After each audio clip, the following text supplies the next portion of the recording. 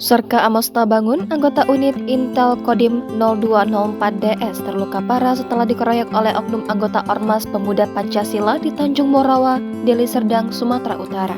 Serka Amosta Bangun dikeroyok saat berada di warung kafe Desa Limau Manis, Kecamatan Tanjung Morawa, Deli Serdang pada Jumat 18 Februari lalu, sekitar pukul 00.30 waktu Indonesia Barat. Pelaku pengeroyokan Ketua PP Desa Limau Manis, Insanul Afwa, kini diamankan polisi. Sementara pelaku lainnya masih dalam pengejaran.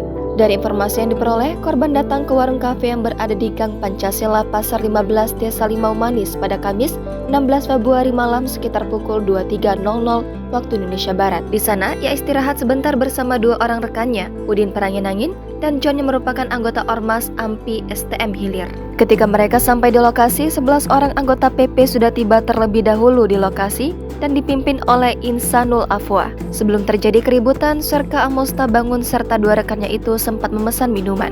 Belum sempat meminum minuman yang dipesan, rekan Serka Amosta Bangun yakni Udin Peranginangin meminta untuk bernyanyi kepada pihak anggota PP.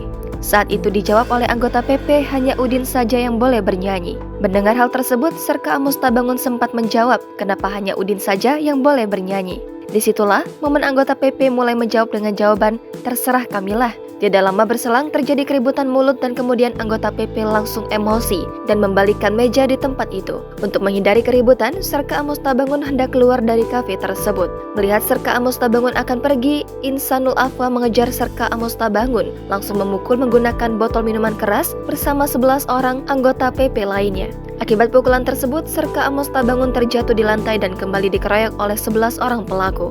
Karena kalah jumlah, Serka Amosta Bangun sempat melarikan diri menggunakan mobil miliknya menuju ke rumah sakit Patar Asi Lubuk Beringin. Pada saat pemeriksaan di rumah sakit didapati luka pada bagian kelopak mata kiri serta tidak dapat melihat atau gelap. Ia pun kemudian dirujuk ke rumah sakit Mata Medan. Saat ini posisi Serka Amosta Bangun sudah di rumah sakit Sumatera Eye Center Hospital untuk mendapatkan perawatan lebih lanjut.